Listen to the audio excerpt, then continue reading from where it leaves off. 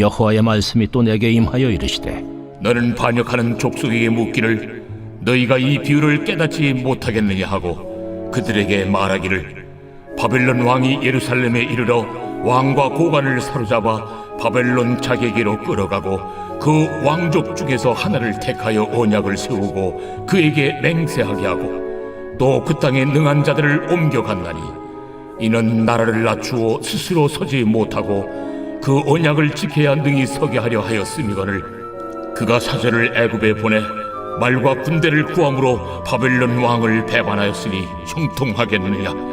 이런 일을 행한 자가 피하겠느냐? 언약을 배반하고야 피하겠느냐? 주 여호와의 말씀이니라. 내가 나의 삶을 두고 맹세하노니 바벨론 왕이 그를 왕으로 세웠거늘 그가 맹세를 저버리고 언약을 배반하였은즉 그 왕이 거주하는 곳 바벨론에서 왕과 함께 있다가 죽을 것이라. 대적이 토성을 쌓고 사다리를 세우고 많은 사람을 멸절하려 할 때에 바로가 그 큰 군대와 많은 무리로도 그 전쟁에 그를 도와주지 못하리라.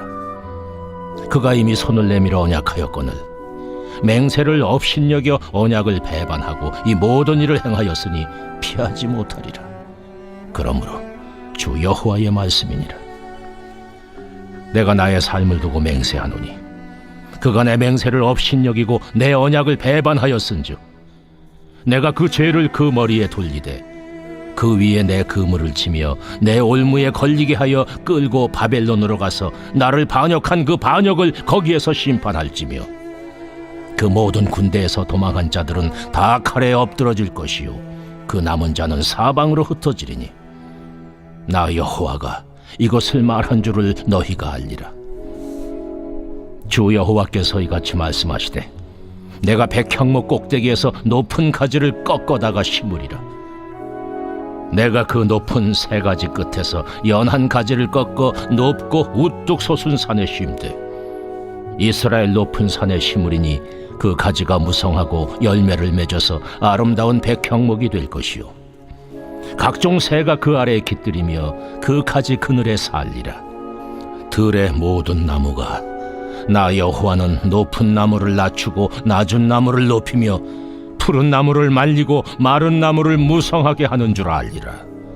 나 여호와는 말하고 이루느니라 하라. 건축가족 여러분, 어떻게 잘 지내고 계시죠? 모처럼 이 연휴 기간 가족들과 귀한 시간도 좋지만 주 안에서 새로운 안식을 얻는 복된 기회가 되기를 축복합니다. 오늘의 말씀은 에스겔 17장 11절에서 14절 말씀입니다. 이제 하나님께서 유다 백성의 잘못을 깨닫게 하기 위해 비유로 말씀하고 계심을 보게 됩니다. 17장 앞부분은 독수리와 포도나무의 비유를 통해서 이제 바벨론과 유다의 관계가 틀어지면서 하나님께서 이 일을 다루시고 있다는 것을 설명하고 있는 것입니다. 오늘 본문에 보면 이제 하나님께서 하나님의 이름으로 언약을 맺는 것을 얼마나 귀히 여기시고 아무리 다른 나라와 사람과의 맺은 약속일지라도 하나님의 이름으로 한 것은 하나님이 그 일을 기억하시고 갚으신다는 사실을 보게 됩니다. 유다의 마지막 왕 시드기야는 이제 친애굽 정책을 통해서 바벨론을 대적하는 바벨론과의 언약을 배반하는 일을 시도합니다. 가까이 있는 군소 나라들과 동맹을 맺어서 이제 친애굽과 함께 바벨론과의 전쟁을 선포하는 이런 일을 통해 바벨론의 분노를 더 일으키게 되고 바벨론의 왕 느부갓네살 17장에서는 독수리로 비유하고 있는 그 느부갓네살 왕으로 인해 이제는 완전히 유다의 패망을 보게 됩니다. 우리가 아는 대로 시드기야는 그 눈앞에서 두 아들이 처형을 당하는, 죽음을 당하는 가슴 아픈 모습을 목격해야만 했고, 그 스스로도 두 눈이 뽑힌 채 쇠사슬에 매여 끌려가야 하는 끔찍한 유다의 마지막과 그 개인의 마지막을 우리는 알고 있습니다. 그것의 결정적인 하나님의 물으시는 질문은 왜 언약을 귀히 여기지 않았느냐. 물론 바벨론 왕가의 언약이고 나라 간의 언약이지만 여호와의 이름으로 맺어진 언약은 하나님 앞에서 지켜져야 된다는 것을 강조하고 있는 것 같이 보입니다. 오늘 본문에도 보면 언약을 피하겠느냐, 언약을 배반하고, 언약을 배반하였은즉, 언약을 배반하였은즉, 언약을 배반하니, 언약의 배반을 계속 강조하는 것으로 보아 하나님의 약속, 또 하나님의 이름으로 한 사람과의 약속 또한 귀히 중하게 여겨야 된다는 것을 보여주고 있습니다. 이런 가운데서 22절과 마지막 23절은 이런 끔찍한 유다의 마지막 가운데서도 하나님이 하시는 일을 보여주고 있습니다. 백향목을 다시 세울 것이다. 특별히 내가 백향목 꼭대기의 높은 가지를 꺾어서 그 높은 새 가지 곁에 연한 가지를 꺾어 높이 우뚝 높은 산으로 심겠다고 하나님의 계획과 의지를 우리에게 보여주고 있습니다. 우리가 이미 알고 있는 대로 연한 가지란 말은 구원자이신 예수 그리스도의 상징으로 구약에서는 사용되어졌습니다. 모든 세상이 망할 것 같고 이제 쓸어버릴 것 같지만, 그러나 하나님께서 이 연한 가지를 통해서 새로운 꿈, 새로운 동산, 새로운 하나님의 안식을 우리에게 약속하고 있습니다. 그 가지가 무성하고 열매를 맺어서 아름다운 백향목이 될 것이고 각종 새가 그 아래에 깃들며 그 가지 그늘에 살리라. 참된 이 땅의 영혼들의 안식은 연한 가지로부터 그늘 지어진 예수 그리스도와 그의 교회를 통하여 하나님께서 이 일을 이루시겠다는 약속이 있습니다. 어쩌면 우리 큰숲교회의 비전이 바로 이런 비전과 연관되어 있습니다. 황폐한 이 땅에 우리가 큰숲이 되어 오가는 모든 새와 영혼들이 쉼을 얻고 힘을 얻고 참된 안식을 얻고 새로운 소망으로 나아가는 그 아름다운 공동체가 우리 큰숲교회의 비전입니다. 오늘 에스겔 말씀을 우리가 묵상하면서 하나님은 그 진노 가운데서도 우리를 향한 사랑과 그 구원의 계획이 더 분명하며 더 크다는 사실을 알게 됩니다. 오래간만에 가족들을 만나고 또 만난 음식도 먹고 또 피곤한 육신도 쉬면서 안식하고 계시죠.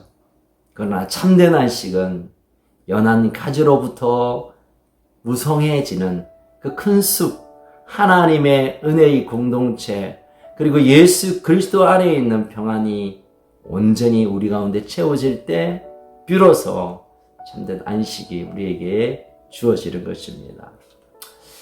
이 연휴의 귀한 시간, 여러분 육신의 평안도 함께 영적인 우리의 영원한 삶에 대한 안식인 예수 그리스도, 그의 몸된 교회를 소중히 여기며 우리의 삶을 주님 앞에 다시 세워드리는 복된 그 은혜의 시간을 누리시길 바랍니다. 그리고 감사한 것은 이제 내일 국가가 정한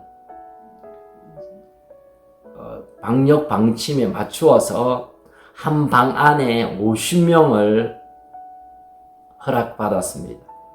그러니 우리 본당과 또 우리 교육관과 식당과 또 은빛 행복학교 교실을 통해서 우리 온 큰숲 가족들이 함께 모여 하나님께 예배하기를 원합니다.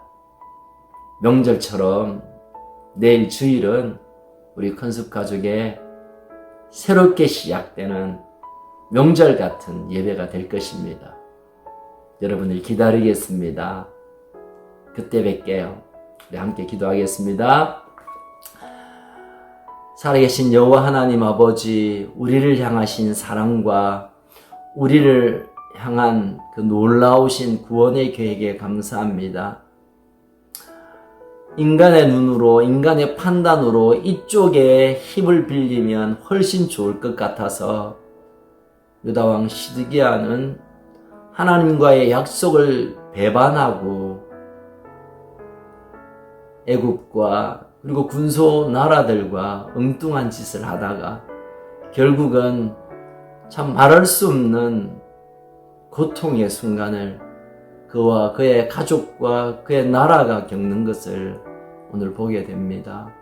하나님, 아무리 우리가 똑똑하고 우리가 아무리 판단을 한다 하더라도 하나님의 약속의 말씀을 앞서지 않게 하시고 하나님 우리에게 주신 그 약속의 말씀을 생명처럼 붙드는, 그래서 하나님의 평안을 우리가 누리며 살고 그 평안 우리의 자녀의 세대에게 물려줄 수 있도록 은혜를 베풀어 주옵소서. 연한 가지이신 예수 그리스도를 통하여 우리가 참된 안식을 얻게 하시니 감사합니다. 그 안식을 정말 귀하게 여기고 하늘의 안식, 영적인 양식, 우리 영혼의 양식, 안식을 정말 소중히 여기면서 주와 함께 동행하는 복된 우리의 삶이 되게 하여 주옵소서. 이 연휴 기간 동안에 우리의 영적인 참된 쉼을 함께 누리는 복된 기회가 되게 하여 주옵소서. 특별히 내일 우리 온 큰숲 가족들이 모여서 예배할 텐데 내일도 하나님 큰 은혜로 임하시고 놀라운 하늘의 평안이 부어지게 하여 주옵소서. 우리를 사랑하시고 끝까지 포기하지 아니하시는 예수 그리스도 이름으로 기도하옵나이다. 아멘. 내일 뵐게요.